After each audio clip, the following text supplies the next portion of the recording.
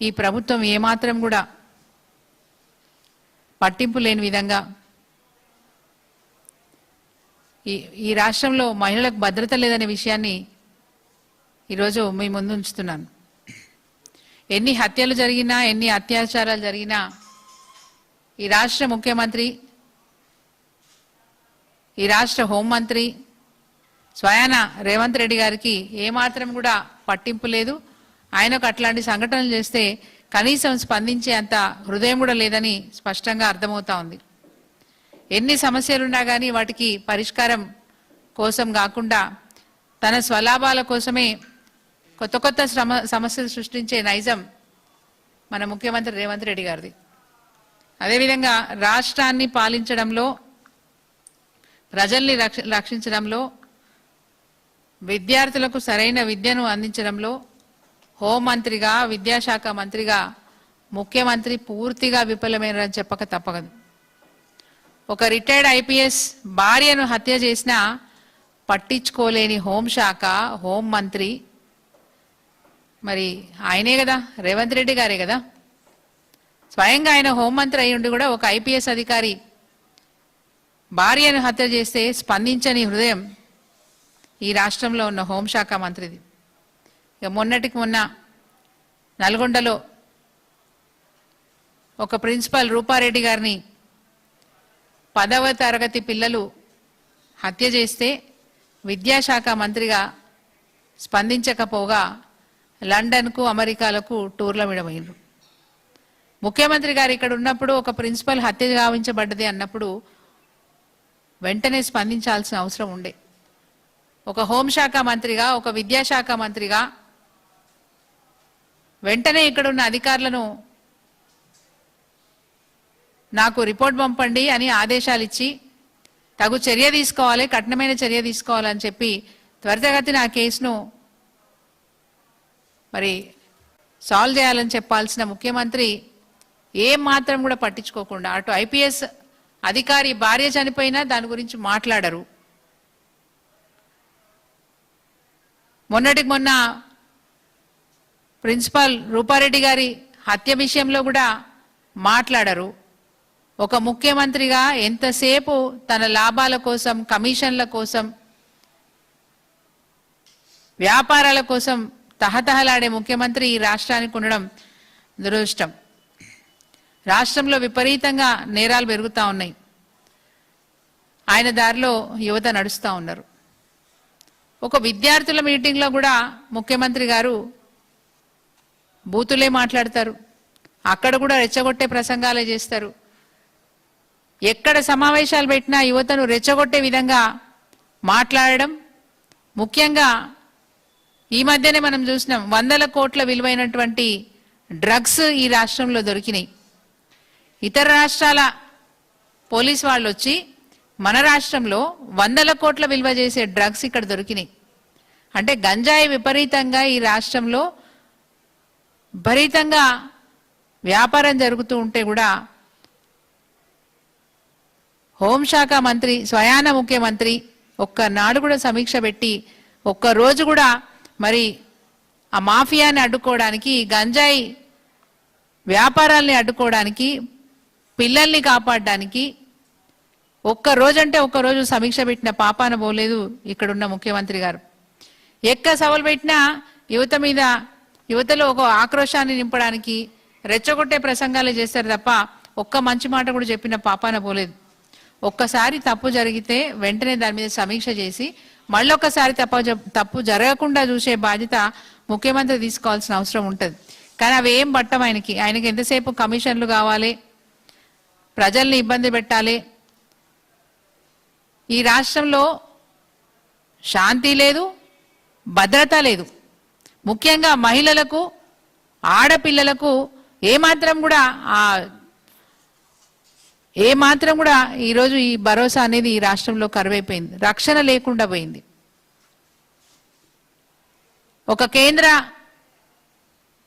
హోంశాఖ మంత్రి కొడుకు పోక్సో కేసులుంటే 9 రోజుల వరకు అతన్ని అరెస్ట్ చేయడానికి టైం తీసుకుంది ఈ ప్రభుత్వం. అంటే ఎవరికి ఏ విధంగా ప్రతి విషయంలో కూడా రాజకీయంగా పలుకుబడి ఉన్న వాళ్ళకి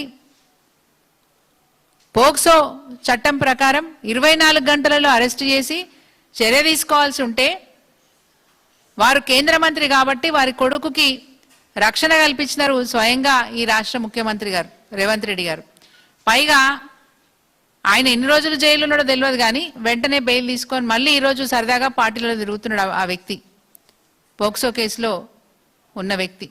ఇలాంటి రాజ్యంలో ఇలాంటి రాష్ట్రంలో మరి ఆడపిల్లలకు కానీ మహిళలకు కానీ ఎట్లాంటి భద్రత ఉంటుందనేది ఆలోచించాల్సిన విషయం.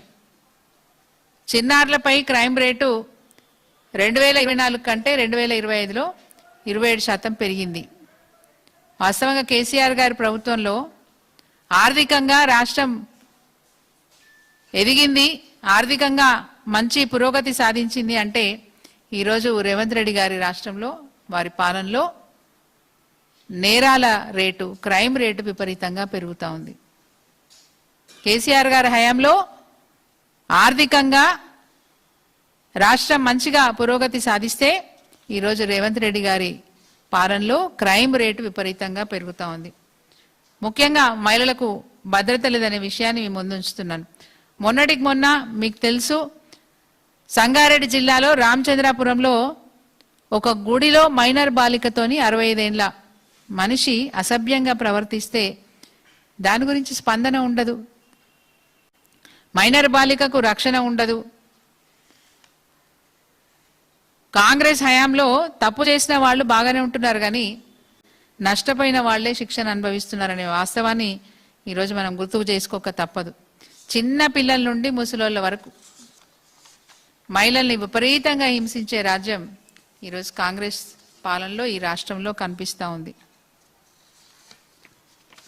రూపారెడ్డి గారు సంఘటనలు మీ ముందు ఉంచుతున్నాను.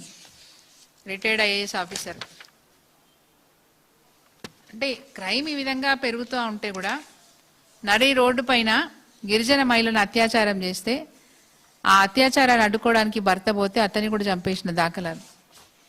అరే రోజు రోజు ఇవన్నీ చూస్తూ ఉంటే చాలా బాధ అనిపిస్తూ ఉంది. మైనర్ బాలిక మీద పోక్సో అంటే 65 ఏళ్ల ముసలోడు ఒక మైనర్ బాలిక మీద అసభ్యంగా ప్రవర్తిస్తే దాని గురించి ప్రభుత్వం పట్టించుకోదు.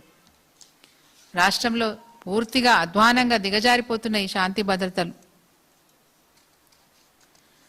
చెడు వ్యసనాల జోలికి యువత వెళ్తూ ఉంటే కనీసం కాలేజీలలో స్కూళ్ళల్లో పిల్లలకు కౌన్సిలింగ్ ఇచ్చి వాళ్లకు సరైనటువంటి దారి చూపించే ప్రయత్నం ఈ ప్రభుత్వం ఏమాత్రం కూడా చేయట్లేదు.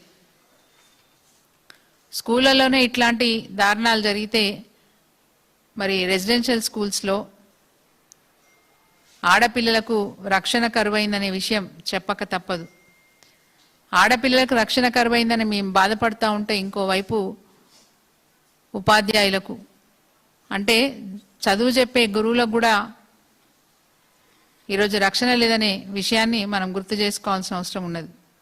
షాబాద్లో మొన్నటికి మొన్న ఒక అగంతకుడు ఒక ఉన్మాది 6 మహిళల మీద ఒక్కసారి దాడి చేసి అందరినీ కూడా చంపేసిన విషయం మనం అందరికీ తెలుసు. 6 మహిళలు బలైపోయినారు. దాని గురించి ప్రభుత్వం సీరియస్గా తీసుకోదు. నల్గొండలో కూడా ఈ మధ్యన ఒకే కుటుంబానికి సంబంధించిన వాళ్ళను ఒక అగంతకుడు ఇంట్లో జొరబడి 4 చంపేస్తే దీని గురించి పట్టించుకోరు.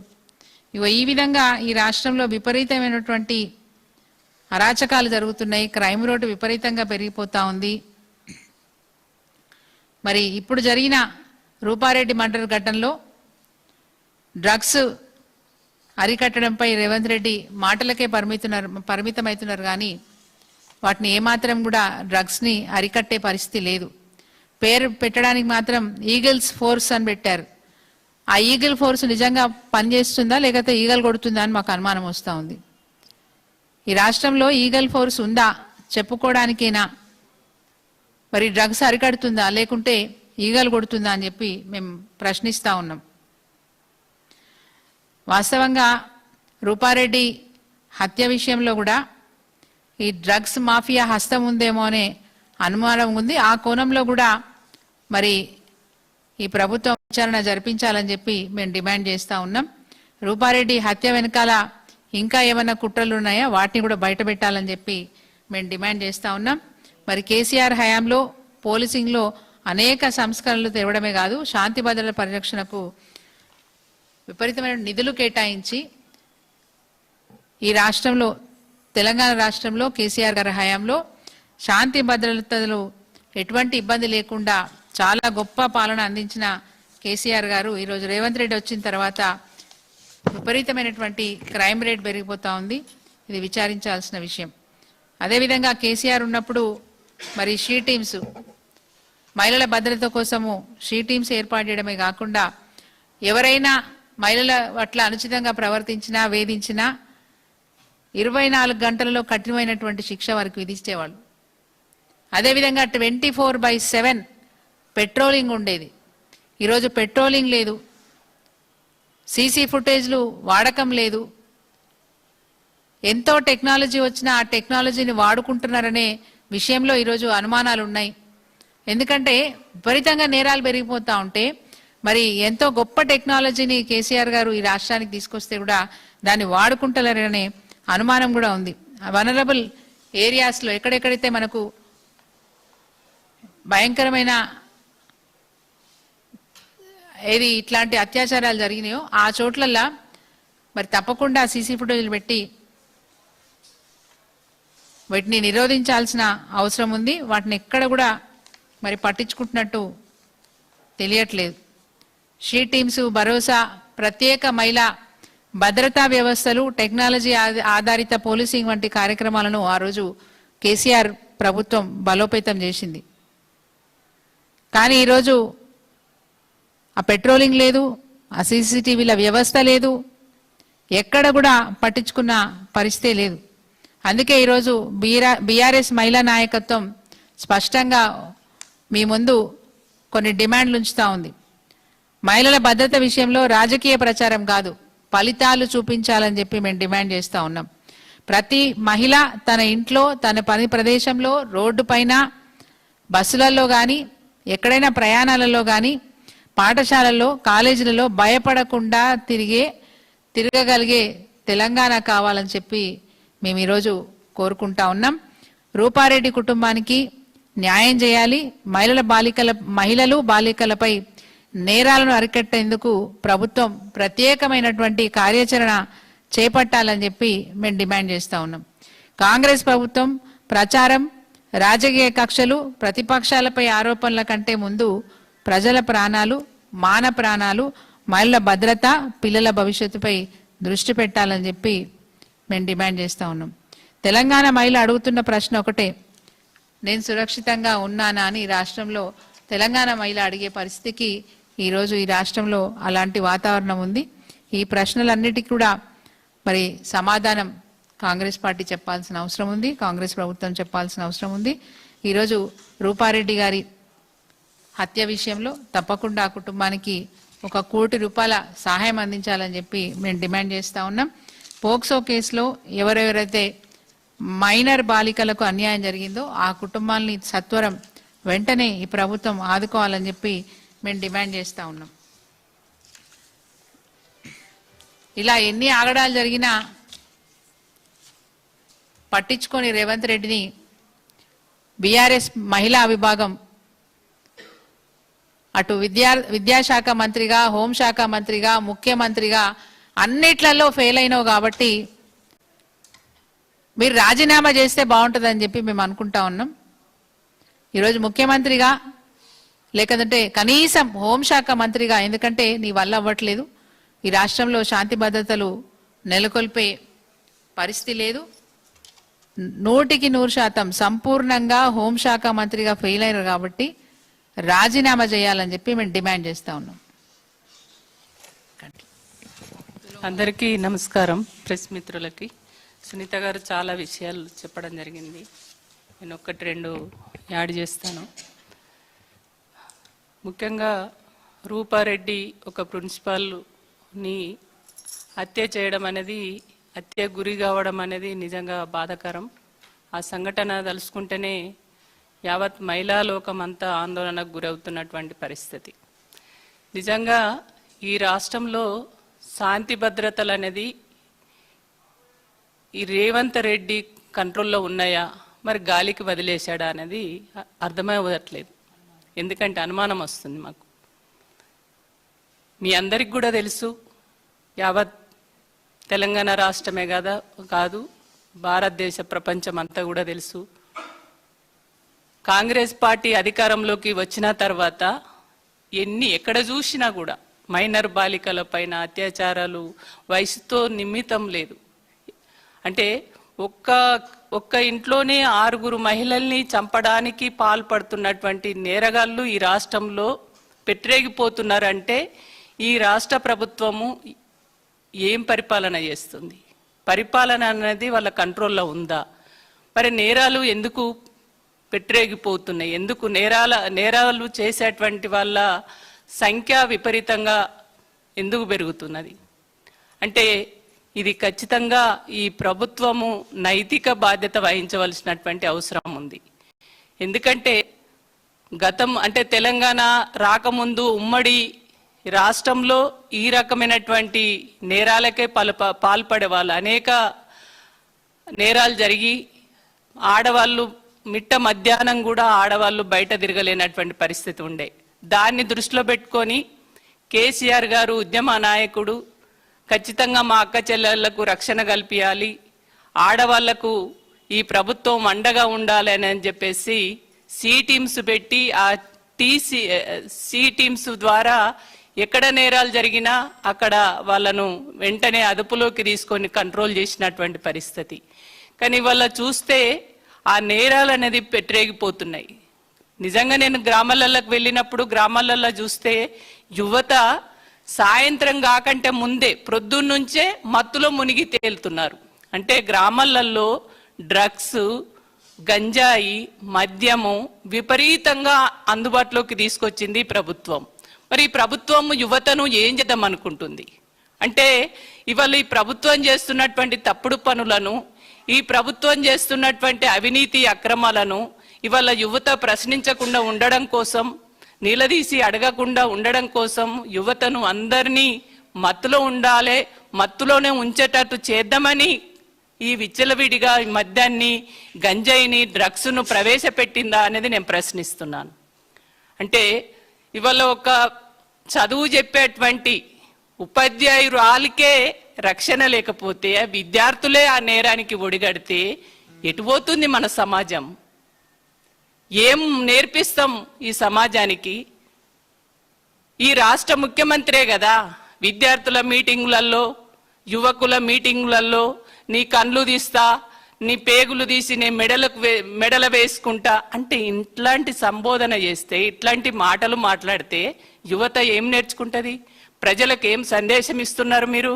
అంటే మీరు విచ్చలవిడిగా ఉండండి, ఇట్లనే మీరు చంపుకోండి, మీరు యువత అంతా కూడా నేరాలకు పాల్పడండి, ఏది చేసినా నేను మీకు అండగా ఉంటాను అంటే ఇట్లాంటి నేరాలను ప్రోత్సహిస్తూ వాళ్ళకు నువ్వు సపోర్ట్ చేస్తున్నావా? మరి ఎందుకు అరికట్టలేకపోతున్నారు? మిట్ట మధ్యాహ్నం కరీంనగర్లో ఒక జ్యువెలరీ షాపులో దొంగలు వచ్చి దాడి చేసి దోసుకొని పోతుంటే పట్టించుకునే నాదుడే లేడు. ఒక యూట్యూబర్ కోరుట్లలో పాపం ఆ అమ్మాయి చాలా యాక్టివ్, ఆ అమ్మాయిని భర్తనే చంపుతాడు. అంటే ఇట్లాంటి సంఘటనలు 1, 2, 3 చెప్పడచ్చు. అంటే మనము లెక్కలేనన్ని నేరాలు ఈ రాష్ట్రంలో జరుగుతున్నాయి. ఇన్ని జరుగుతున్నా కూడా ఈ ప్రభుత్వము కనీసం పట్టించుకునేటువంటి పరిస్థితి లేదు.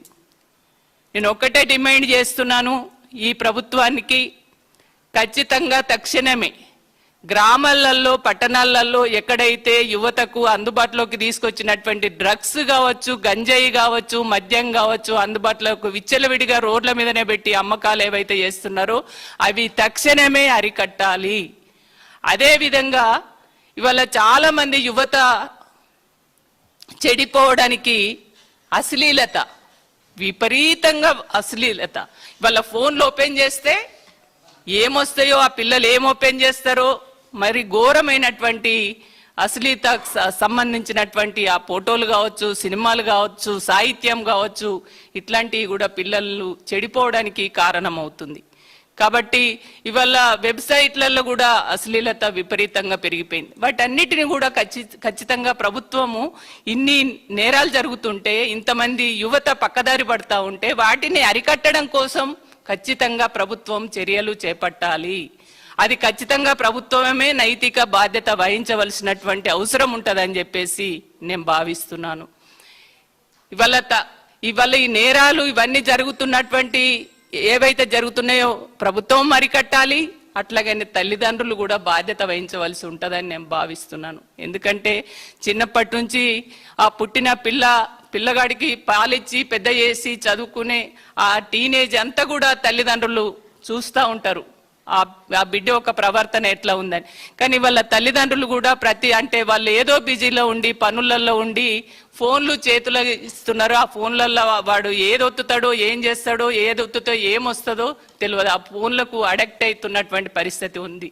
దాంతో ఇవన్నీ ఈ పిల్లోడు చెడిపోవడానికి తల్లిదండ్రులు కూడా కొద్దిగా కంట్రోల్ చేసి ఆయన మైండ్ సెట్ ఎట్లా ఉంది, ఆయన ప్రవర్తన ఎట్లా ఉంది, ఆయనను ఖచ్చితంగా కౌన్సిలింగ్ చేసే విధంగా, అంటే పక్కదారి బట్టి చెడు పద్ధతిలో పోయే పరిస్థితి ఉంటే ఆ పిల్లోని కంట్రోల్ చేసే విధంగా తల్లిదండ్రులు కూడా బాధ్యత తీసుకోవాలి. ఖచ్చితంగా ప్రత్యేకమైనటువంటి శ్రద్ధ పెంపకంలో ఉండవలసినటువంటి అవసరం ఉంటుందని చెప్పేసి ఈ సందర్భంగా నేను తెలియజేస్తున్నాను. ఈ రూపారెడ్డి లాంటి సంఘటనలు, అంటే ఒక ప్రిన్సిపాల్ చదువుకున్న ఒక టీచర్కే ఇవాళ రక్షణ లేదు. ఇవాళ ఆడవాళ్ళు ఒంటరిగా తన ఇంట్లో తన ఉంటే కూడా, ఒక మొగాడు ఒక స్త్రీ ఇంట్లో ఉంటే కూడా రక్షణ లేనటువంటి పరిస్థితి ఉంది. అంటే ఈ పరిస్థితి దాపరించిందంటే ఇవాళ సమాజంలో వస్తున్నటువంటి మార్పులే కారణమని నేను భావిస్తున్నాను. ఒకప్పుడు ఆ తల్లి అంటే ఏంది, చెల్లంటే ఏంది, అక్క అంటే ఏంది, ఆ రిలేషన్షిప్ ఏంది అనేది పూర్తిగా అవగాహన ఉండే. ఇప్పుడు ఆ రిలేషన్ లేదు, ఆ బంధుత్వాలు లేవు. తండ్రి ఒక కూతురిని ఎప్పుడేం చేస్తాడో తెలియలేనటువంటి పరిస్థితి. ఒక అన్న ఒక చెల్లిని ఏం చేస్తాడో, ఒక అక్కని ఏం చేస్తాడో, తల్లిని ఏం చేస్తాడో తెలియనటువంటి పరిస్థితి దాపురించింది ఈ సమాజంలో. ఈ సమాజంలో వస్తున్నటువంటి మార్పులన్నీ కూడా వాటిని మళ్ళీ మనము ఆ మంచి పద్ధతిలోకి తీసుకురావాలంటే ఒక్కళ్ళో ఇద్దరో సాధ్యం కాదు. అది ప్రతి ఒక్కరం కూడా బాధ్యత వహించాలి. సమాజంలో ఉన్నటువంటి ప్రతి పౌరుడి ఈ బాధ్యతగా నేను భావిస్తూ, అదేవిధంగా తల్లిదండ్రులు ముఖ్యంగా పిల్లల విషయంలో చాలా జాగ్రత్తలు తీసుకోవాలి. అట్లాగే ప్రభుత్వ పరంగా ముఖ్యంగా వెబ్సైట్లలో వస్తున్నటువంటి అశ్లీలత కావచ్చు, ఆ సాహిత్యం కావచ్చు, సినిమాలు కావచ్చు, ఏ రకమైనటువంటి అంటే పిల్లలని పక్కదారి పట్టించేటువంటి ఏ రకమైనటువంటి పరిస్థితుల్లోనైనా వాటిని మార్కెట్లోకి రాకుండా కంట్రోల్ చేసే విధంగా ప్రభుత్వం చర్యలు తీసుకోవాలి. తక్షణమే డ్రగ్స్ కావచ్చు, అదేవిధంగా గంజాయి కావచ్చు, మద్యం కావచ్చు, వీటిని కంట్రోల్ చేసే విధంగా ప్రభుత్వం వెంటనే చర్యలు చేపట్టాలి. ఎందుకంటే ఈ ప్రభుత్వానికి వీటిపైన లేదు ఆలోచన. ఇవాళ మీరే చూసిరు, మహారాష్ట్ర వాళ్ళు వచ్చి ఇక్కడ 10,000 కోట్ల డ్రగ్స్, అంటే ఒక ఇండస్ట్రీ నడిపినా కూడా వీళ్ళకి తెలియలేనటువంటి పరిస్థితి, వాళ్ళు వచ్చి పట్టుకున్నటువంటి పరిస్థితి. అంత దారుణమైనటువంటి పరిస్థితుల్లో ఈ ప్రభుత్వం ఉన్నది. కాబట్టి ఇవన్నిటికీ కూడా ఈ నేరాలు అరికట్టడంలో విఫలమైంది ప్రభుత్వం. వాళ్ళని కస్టడీలోకి తీసుకొని వాళ్ళకు ఇట్లాంటి నేరాలకు పాల్పడొద్దు అనేటువంటి ఒక సందేశం ఇచ్చే విధంగా తక్షణమే వాళ్ళు ఒక కార్యాచరణ రూపొందించి ఖచ్చితంగా ఈ నేరాలను అరికట్టాలని, ఖచ్చితంగా ఇట్లాంటి నేరాలు అంటే నేరాలకు రూపారెడ్డి లాంటి వాళ్ళు చనిపోవడం అనేది బాధాకరం. దాన్ని మేము తీవ్రంగా ఖండిస్తున్నాం. ఇట్లాంటి వాటిని అరికట్టే విధంగా ప్రభుత్వం కూడా తక్షణమే చర్యలు చేపట్టాలని సందర్భంగా నేను కోరుకుంటున్నాను.